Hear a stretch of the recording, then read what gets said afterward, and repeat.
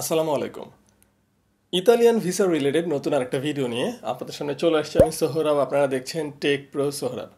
Actually recently কিন্তু Italian visa নিয়ে আমি একটা ভিডিও করেছিলাম, লাইক এই যে এই ভিডিওটা। এই ভিডিওতে কিন্তু আমি দেখিয়েছিলাম যে নতুন যে একটা মানে আসছে, ডেক্রেট অফ লোসির যেই সার্কুলারটা আসছে, যেই গ্যাজেটটা আসছে 2023, 24, 25 সালকে ঘিরে, সেটার উপর একটা ভিডিও ছিল। ওই ভিডিওতেও আমি অনেক ইনফরমেশন দিয়েছিলাম, তারপরেও অনেকে অনেক ধরনের প্রশ্ন করতেছেন।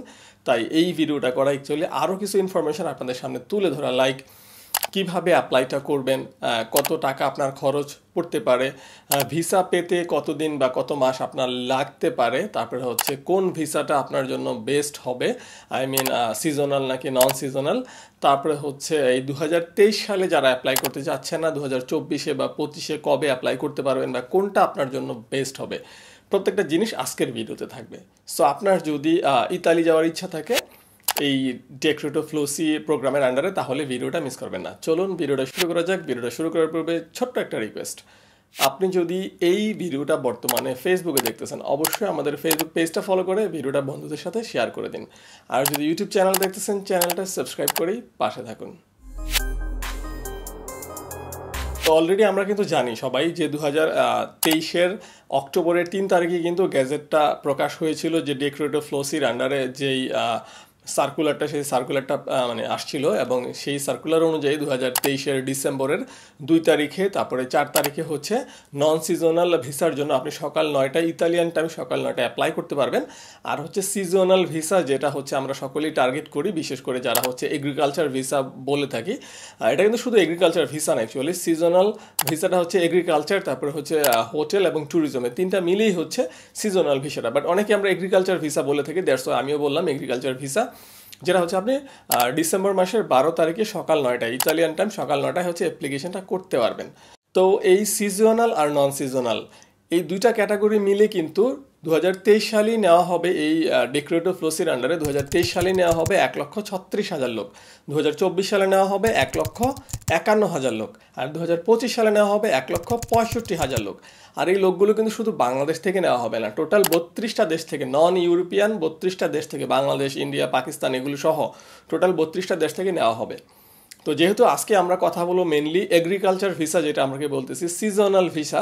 সো এই সিজনাল ভিসা রিলেটেড বা এগ্রিকালচার ভিসায় যদি বলি, অ্যাজ অ্যাকর্ডিং টু আপনাদের অনেকেই এটা এগ্রিকালচার ভিসা যেহেতু বলেন, সো এগ্রিকালচার ভিসার জন্য কিভাবে অ্যাপ্লাই করবেন বা এগ্রিকালচার ভিসাতে কতজন নিবে সেটা ফার্স্টে জানিয়ে দিচ্ছি।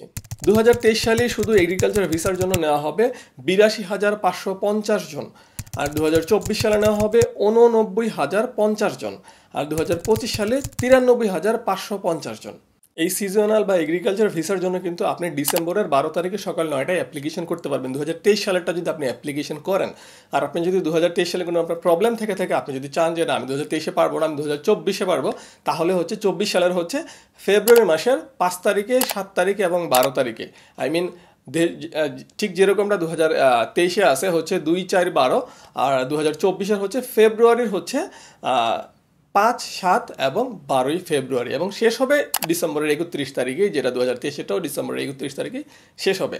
আর আপনি যদি 2025 সালেরটা জানতে চান, সেম ফেব্রুয়ারি মাসের 5 তারিখ, 7 তারিখ, 12 তারিখ আপনি সকাল 9টায় ইতালিয়ান টাইমে অ্যাপ্লিকেশন করতে পারবেন। এখন কথা হচ্ছে, আপনার কাছে যদি অপশন থাকে যে আমি 2023 পারবো, 24 পারবো, 25 পারবো, আমার জন্য কোনটা বেস্ট হবে, আমি বলবো 2023 সালেরটা। কেন 2023 সালেরটা?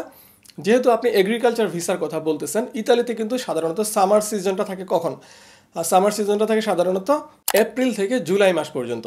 সো আপনি যদি এপ্রিল থেকে জুলাইয়ের এই সামার সিজনটা ধরতে চান, যেহেতু আপনি এগ্রিকালচার ভিসায় যাবেন, সো আপনি যদি ধরতে চান, আপনাকে কিন্তু এই ডিসেম্বরেই অ্যাপ্লাই করতে হবে। ডিসেম্বরে অ্যাপ্লাই করলে কি হবে, আপনার তো একটা নোলা অবস্থা হচ্ছে আপনার ইস্যু হইতে হবে, সেটা ইস্যু হইতে অ্যাটলিস্ট 3 মাস সময় লেগে যাবে, আর এটা ইস্যু হওয়ার পরে ভিসা পেতে পেতে আরও 1 মাস। সো আপনি যদি ডিসেম্বরে অ্যাপ্লাই করেন, ডিসেম্বর, জানুয়ারি, ফেব্রুয়ারি, মার্চ, আপনি মার্চ এপ্রিলের দিকে কিন্তু ইতালি ঢুকতে পারতেছেন, তার মানে একদম পিক আওয়ারে আপনি যেতে পারতেছেন। সো নোলা অবস্থাটা বেশি উঠবে হচ্ছে এই 2023 ডিসেম্বরের যারা অ্যাপ্লাই করবেন তাদের জন্য।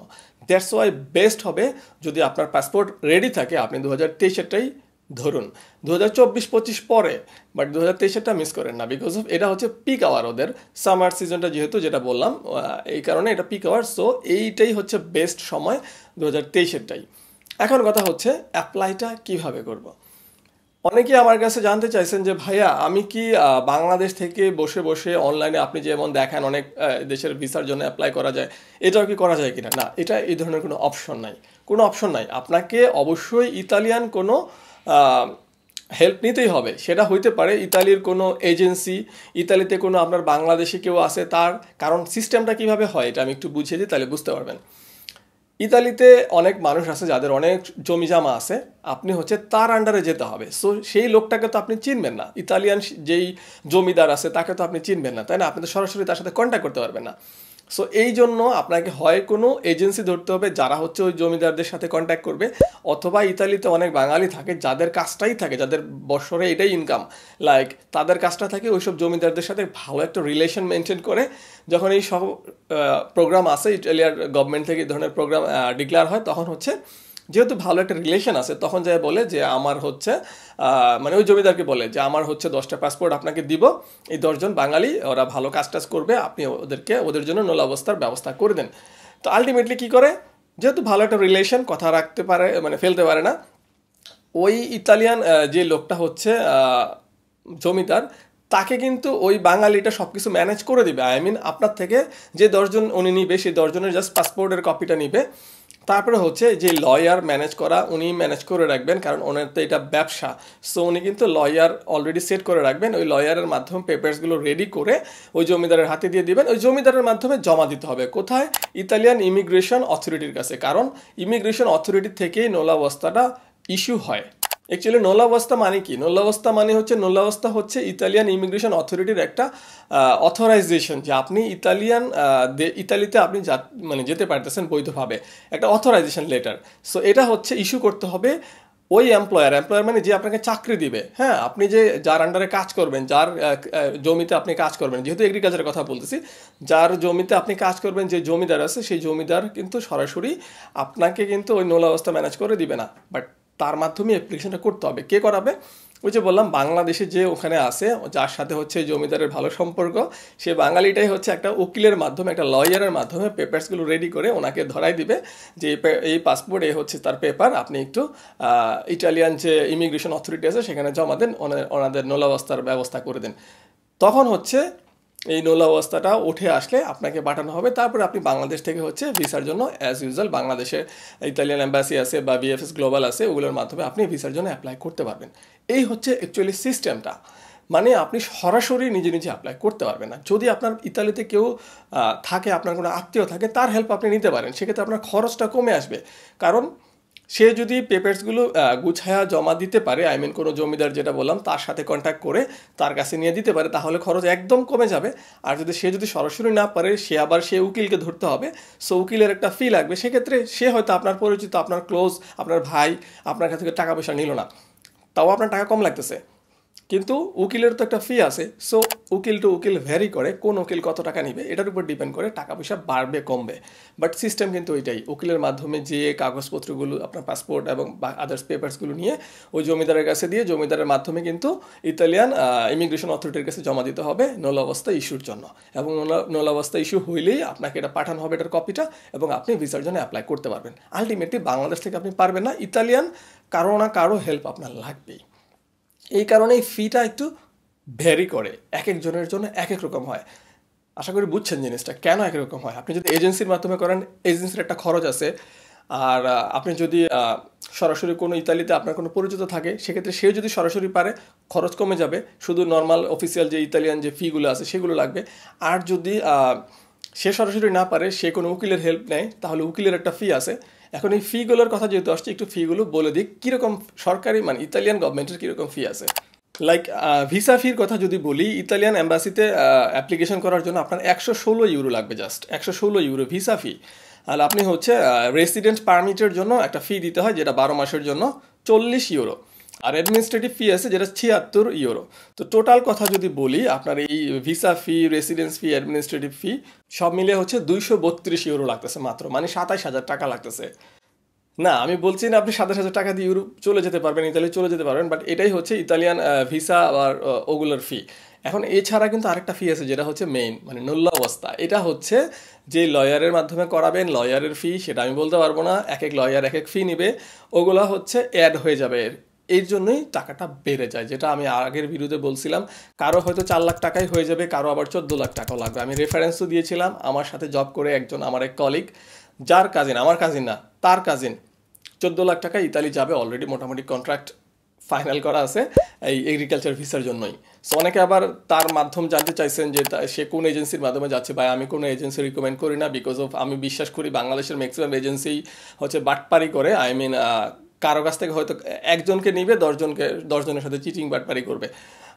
এই কারণে আমি কারো মানে রিকমেন্ডেশন করবো না। কেন করবো না? আমার কথায় হয়তো 10জন যায় অ্যাপ্লাই করবে, পরে টাকা পয়সা মায়ের খাইলে ভাই আমার গালাগালি করবেন, কি দরকার? আমার তো প্রফিট নেই এখানে।